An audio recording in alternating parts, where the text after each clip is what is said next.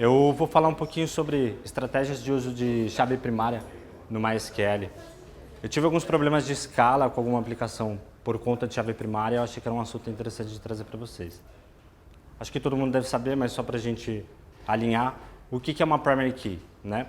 É um conjunto de um ou mais atributos que especifica aquele registro como único, né? Dentro de uma tabela, né? De uma entidade. Exemplos de chave primária, autoincremente. Então, quando eu comecei como desenvolvedor, essa foi a primeira coisa que eu aprendi a fazer. A gente criava uma tabela, aí jogava um autoincremente lá, registrava quando eu colocava o primeiro registro, ele me trazia o ID 1, segundo 2 e assim sucessivamente, né? Quais que foram as vantagens? A lógica era fácil de implementar, ele me permitia usar para ordenar a minha lista e é muito amigável para o usuário, né? Se eu disponibilizo uma URL para o cara acessar o meu recurso de produto, ele digita produto/10 e ele sabe que 10 é o ID do meu produto. Quais são as desvantagens desse cara, né? Eu tenho uma certa dificuldade para escalar ele entre banco de dados e serviços. Ele não é único entre tabelas, banco de dados ou aplicações, né? Ele expõe algumas informações sensíveis da minha aplicação. Então, se eu tenho esse cara autoincremental e alguém tem acesso da minha aplicação por alguma forma, ele consegue até inclusive ver a taxa de crescimento da minha aplicação de acordo com o número de inserções diárias, né? E ele precisa de uma operação atômica para obter e incrementar, né? E aí eu vim falar desse cara aqui, o UID, que foi um cara que me ajudou muito a escalar a minha aplicação. Ele é muito comum em outros SGBDs, mas eu tive dificuldade para encontrar uma solução para o MySQL, né? Esse cara, ele realmente é único entre aplicações, realmente, né? Ele tem algumas probabilidades de colisão, mas são muito pequenas. Ele tem um algoritmo randômico que pega algumas informações, timestamp, clock e diversas informações que fazem com que ele realmente seja único. Se fossem gerados 1 bilhão de registros por segundo nos próximos 100 anos, a probabilidade de colisão desse cara seria de 50%. Então é um número bem pequeno, né?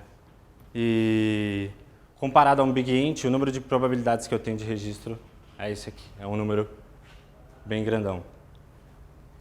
E aí, quais são as vantagens, né? Ele é único entre tabelas, único entre banco de dados e único entre serviços.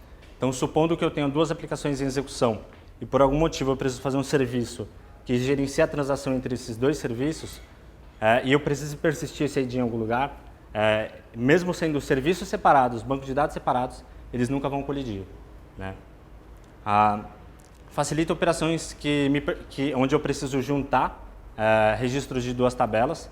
Então, se eu tenho duas entidades muito similares e eu preciso extrair algum relatório de dois serviços diferentes, se eu juntar essas informações, elas não vão colidir justamente porque os IDs são únicos, né? E ele pode ser gerado tanto no banco de dados quanto na aplicação. E quando eu digo aplicação, é tanto o servidor quanto o cliente. Eu posso gerar isso aqui no meu app, por exemplo, que se um outro app gerar, novamente a probabilidade de colisão é muito pequena. Então isso me permite automatizar algumas coisas, né? Eu posso, por exemplo, quando o cara estiver criando uma listinha, ali mesmo gerar o UID, na hora de persistir ele vai enviar esses dados, que eu não vou ter problema de colisão, tá? Então aqui, por exemplo, eu tenho vários microserviços espalhados e eu preciso gerenciar a transação entre eles por algum motivo. E se de repente eu preciso que o pagamento seja feito antes de liberar a passagem ou qualquer coisa do gênero, e no meio disso eu preciso de um cara que gerencia a transação, eu vou conseguir utilizar esses dois IDs e eu não vou ter problema de colisão com essas entidades. Essas entidades são identificadas como únicas em qualquer escopo da minha aplicação, né? O MySQL ele disponibiliza essa função, né, UID, que ele me gera esse ID de 36 caracteres. Só que qual que é o problema? Eu não possuo um tipo nativo, eu não tenho um suporte para persistência desse tipo de atributo. Então, beleza. Aí o que eu faço? Eu crio um char de 36 e utilizo ele para persistir o meu UID. Qual que é o problema dessa abordagem? Opa! Aqui eu volto? Beleza. Qual que é o problema dessa abordagem? Eu vou estar utilizando o dobro de espaço para persistência e quando eu falo de indexação, eu vou ter tudo isso a mais em memória, diversos problemas que eu vou precisar para poder comparar e fazer busca no meu banco. Aí, beleza. Qual foi a ideia? Né? Eu encontrei algumas soluções, substituo todos os meus caracteres especiais e aí eu crio um binary de 16 para poder persistir esse cara. Criei uma funçãozinha bem simples, que o que ela faz? Remove os caracteres especiais e converte o hexadecimal para binário. E aí isso me permite persistir esse cara como um binário. E aí eu já tenho todas as propriedades de inteiro para poder comparar e etc. Facilita a minha busca, a ordenação. Aí na hora de buscar, eu uso um LCase para transformar tudo em lowercase.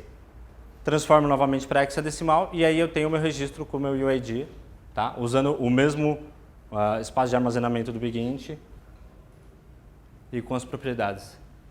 Desvantagens desse cara.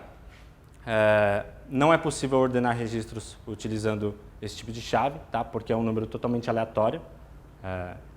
E ele não é amigável para não é amigável para o usuário, né? Então, quando eu disponibilizo algum recurso com esse ID, se eu tiver vários relacionamentos e vários IDs sequenciais, não vai ser amigável para o usuário. Eu particularmente acho que isso não é um problema. A parte de ordenação, inclusive, tem alguns caras que recomendam não indexar essa coluna, porque não vai fazer muito sentido na hora de você persistir, pode gerar alguns problemas. E ele pode afetar, sim, um pouquinho a performance da sua aplicação. Tá? Tem várias versões do UID, tá? Algumas, inclusive, permitem você inserir algumas coisas do seu domínio. E o MySQL também tem o UID Short, onde você consegue dar uma identificação do seu servidor. Ele é um pouquinho menor e aí ele permite persistir esse cara como UID mesmo, permite como inteiro, né? E esse seu ID, que eu ainda estou estudando, não conheço tanto dele, mas esse cara aparentemente ele tem as mesmas propriedades do ID. Ele consegue gerar um cara em hexadecimal, totalmente randômico, e eu não sei como ele faz isso, mas ele gera de forma ordenada, aparentemente. E é muito legal de se estudar. Qual dos dois utilizar? Cara, faça as suas escolhas com sabedoria. De repente você tem alguma coisa que você não precisa escalar, o autoincrement faz total sentido. Se você vai precisar escalar esse cara entre várias aplicações e precisa disso como um registro único entre todos esses serviços, o UID talvez resolva o seu problema, e essa é uma forma de solucionar a falta de suporte para a persistência desse cara no MySQL. Tá legal? Aqui são as referências, eu vou disponibilizar esse slide depois para vocês verem. Aqui tem algumas pesquisas, inclusive, que apresentam os problemas de performance que foram encontrados dos UID. E é isso aí. Tá legal?